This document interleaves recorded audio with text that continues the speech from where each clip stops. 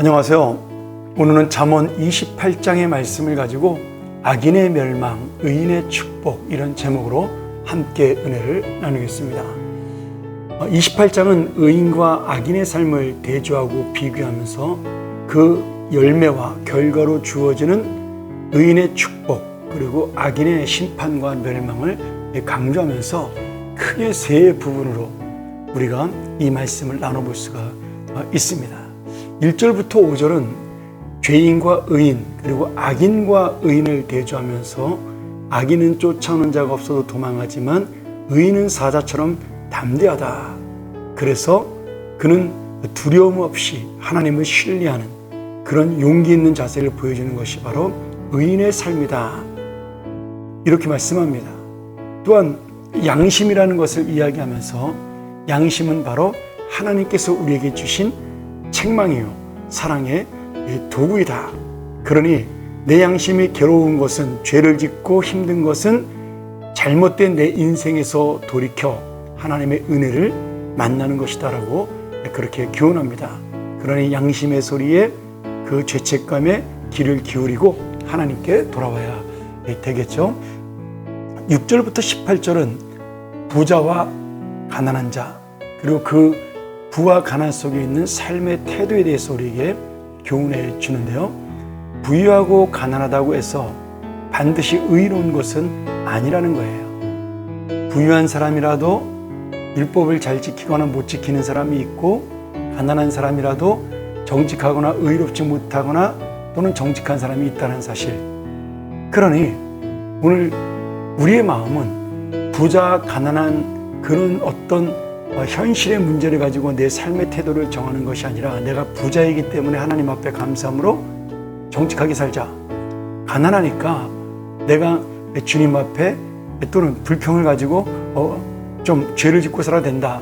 그런 핑계거리가 아니라 오직 우리는 부유하든 가난하든 거기에 대한 현실의 함정에 빠지지 말고 하나님 말씀에 온전히 순종해서 누구나 다 정직하게 사는 것이 바로 지혜로운 자의 태도라고 말씀하고 있는 것이죠.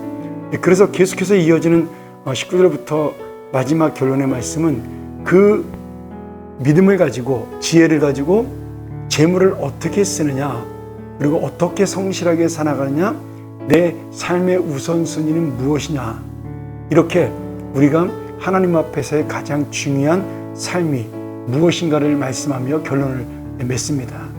악인은 재물 자체 그것에 집착하고 좋아하지만 의인은 이 재물을 하나님이 주신 것으로 알고 하나님을 신뢰하며 진실하게 살아갑니다.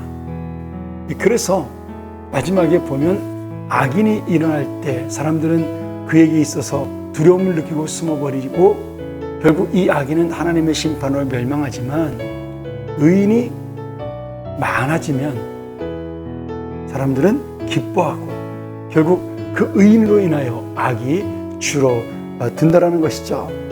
결국 우리 이 하나님에 대한 의인의 삶은 이 사회 전반에까지 영향을 미치니 우리가 오늘 악인이 되지 말고 의인이 되어 하나님의 복을 받는 인생이 되고 이 사회에 주님의 뜻을 나타내야 된다라고 말씀합니다.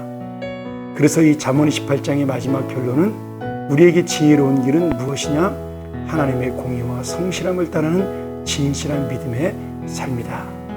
그래서 의인이 되어 하나님을 경외함으로 담대한 인생을 살고 삶의 모든 부분에서 정직함과 성실함으로 하나님의 복을 누리라는 그런 인생이 되기를 간절히 우리에게 소원하고 있는 것이죠. 오늘 다시 한번 이 말씀을 기억하면서 우리의 인생 속에 주님의 정말 지혜가 무엇인지를 다시 한번 깨닫는 하나님의 사람들 그리고 그 하나님의 사람으로 내가 오늘 하루를 살아가는 지혜로운 자가 되기를 간절히 소원합니다. 함께 기도하겠습니다. 하나님 아버지, 오늘 내가 가난하기에 의인이 아니며 부자이기에 또한 의인도 아님을 깨닫게 하셔서 오직 하나님의 그 진실함과 정직함으로 이 현실 속에도 오직 주님의 뜻을 이루는 정직하고 성실한 말씀에 순종하는 자가 되게 하여 주시옵소서. 내가 진정한 복은 하나님과 함께 가는 길이요, 하나님께 순종하는 길이요, 하나님의 공의와 성실함을 함께 걸어가는 길임을 다시 한번 깨달으며 오늘도 삶의 모든 영역에서 주님의 인정을 받고 복을 받는 인생이 되게 하여 주시옵소서. 예수님의 이름으로 간절히 기도합나이다. 아멘.